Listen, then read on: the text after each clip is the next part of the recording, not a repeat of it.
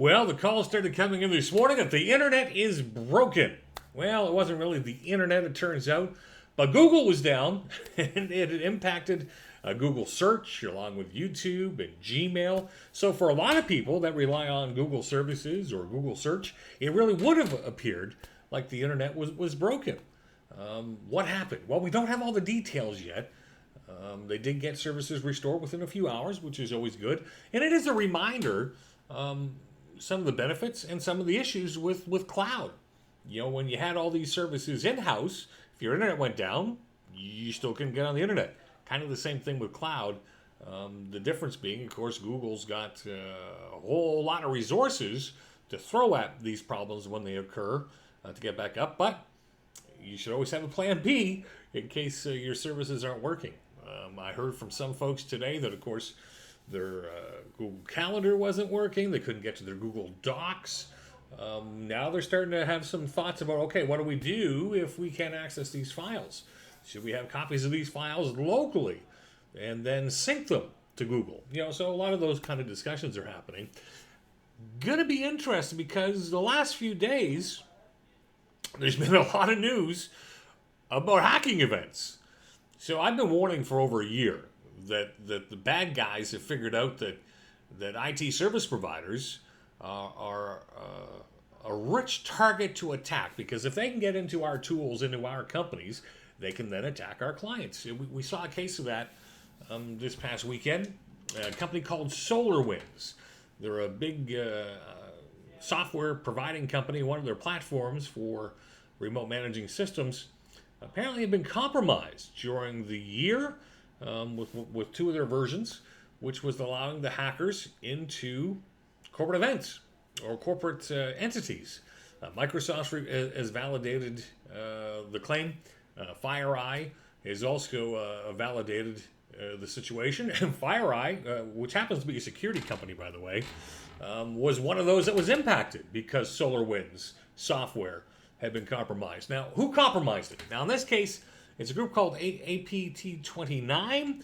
It's got ties back into the Russian Foreign Intelligence Services. So kind of like the Russian version of the NSA, except they're offensive, very offensive. People don't like to realize this, but we've been at cyber war for years, but because there's no body bags, people don't talk about it. One of my contacts, one of our partners that we work with on the security side, his former job was the United States Air Force offensive cyber weapons operator. Keyword on that, offensive. This stuff's happening. You just don't really hear about it a lot.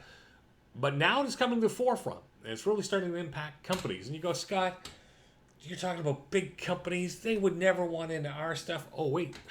Proof of concept. This stuff starts getting pushed down because once, let's say something happens at that high level with big companies being impacted, well, guess what?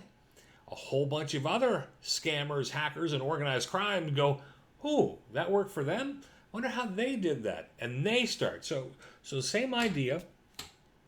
Often technologies are adopted by big companies, and they work their way down to smaller companies. Well, guess what happens in the hacking world? Starts out with these really big hacks attacking big companies, works its way down. It's going to happen. So it starts asking the questions, what are we going to do? Well, I've been preaching that we need to be able to protect, detect, and respond.